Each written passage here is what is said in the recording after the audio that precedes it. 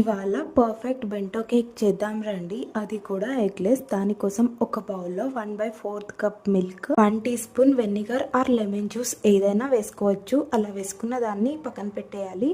ఇప్పుడు ఇంకో బౌల్ తీసుకొని అందులో 1/2 cup maida, 1 tablespoon milk powder, 1/2 teaspoon baking powder, 1/4 teaspoon baking soda వేసి మంచిగా జల్లించుకోవాలి. ఇప్పుడు మన వెట్ ఇంగ్రీడియంట్స్లో అది మిల్క్ మొత్తం ఇలా కడ్లగా ఫామ్ అవుతుంది. అందులోనే షుగర్ అది 1/4 కప్ వేసుకొని, అండ్ నేను ఇక్కడ 2 టేబుల్ స్పూన్ బటర్ వేస్తున్నా. బటర్కి బదులు మీరు ఆయిల్ కూడా వేసుకోవచ్చు. నేను ఇంట్లో చేస్తున్నా కాబట్టి బటర్ తోటి తినాలనిపించింది.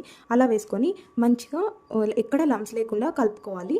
అలా కలుపుకున్న బ్యాటర్ని మనం ముందుగానే ప్రిపేర్ చేసుకున్న టిన్లో వేసి ఉంచాలి. తర్వాత ఇలా ప్రీ హీటెడ్గా పెట్టుకున్న కళాయిలో ఈ బ్యాటర్ వేసుకున్న టిన్ని పెట్టేసి ఇక్కడ లో టు మీడియం ఫ్లేమ్లో 25 to 30 మినిట్స్ వరకు బేక్ అవ్వనివ్వాలి. అంతే, మన స్పాంజ్ రెడీ. కానీ ఇది వేడిగా ఉన్నప్పుడు మాత్రం డిమోల్డ్ చేయకండి, కేక్ అనేది విరిగిపోతుంది. సో చల్లారిన తర్వాతనే చేయండి. చూడండి ఎంత ప్లఫీగా వచ్చిందో.